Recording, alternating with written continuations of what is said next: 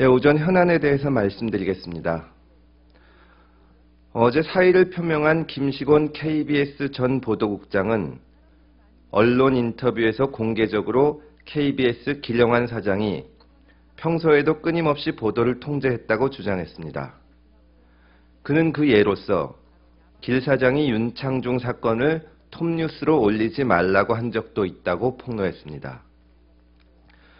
김 전 국장은 또한 청와대 등 권력층의 지시도 있었느냐는 질문에 길 사장은 대통령만 보고 가는 사람이라며 권력은 당연히 KBS를 지배하려고 할 것이라고 답하기도 했습니다.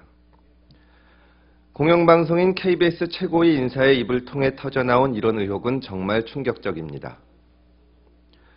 어제 박준우 정무수석의 KBS에 부탁을 한 결과 보도국장이 사의를 표시하고 길 사장이 세월호 유족 대표를 만나는 것이라는 발언과 함께 놓고 보면 공영방송인 KBS의 정부가 절대적인 힘을 가지고 간섭하고 또 KBS의 최고위층 간부들은 아무런 가책도 없이 이에 순응하고 있다는 의혹이 사실이라고 생각하지 않을 수 없습니다. 그럼에도 불구하고 KBS의 또 다른 간부인 성창경 미디어 뉴스 국장은 젊은 기자들의 자성 목소리에 대해서 아직 그대들은 더 많이 배우고 익혀야 한다면서 사원증의 잉크도 마르지 않은 상태에서 집단 반발하는 것부터 먼저 배우는 시대라고 권위의식에 가득 찬 비난을 던지고 있습니다. 과연 KBS 간부들은 더 많이 배우고 익혀서 그리고 사원증에 이미 잉크가 말라서 권력의 눈치를 보는 행태를 보이는 것인지 묻지 않을 수 없습니다. 국민의 것으로서 당연히 공정하고 중립적이어야 하는 공영방송 KBS의 편파적인 보도 태도는 이미 개개 사건에 대한 리포트를 떠나 방송국의 문화 자체를 심각하게 오염시켰다고 하지 않을 수 없습니다. 김 전 국장의 발언 내용을 비롯하여 공영방송에 대한 정권의 부당한 간섭 의혹을 명백히 밝히고 책임이 있는 사람에 대해서는 엄중히 책임을 물어야 할 것입니다. 다음은 방송통신심의위원 위촉에 대해서 말씀드리겠습니다.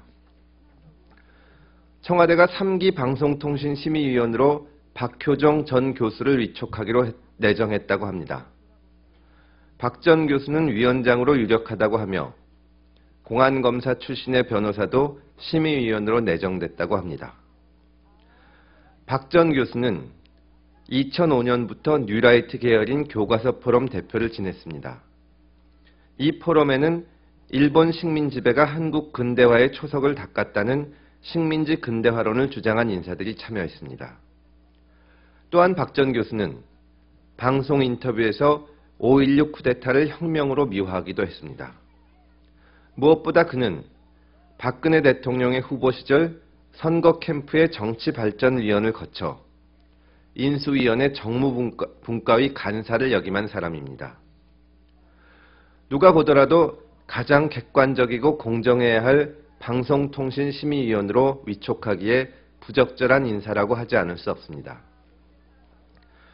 공안검사 출신 인사가 위원장을 맡은 이깃 방송통신심의위원회는 끊임없이 논란을 일으켰고 그 와중에 대한민국은 보수 성향 국제인권감시단체 프리덤하우스가 낸 2014 언론자유 보고서에서 조사 대상 197개 국가 중 68위에 오르는 불명예를 안았습니다.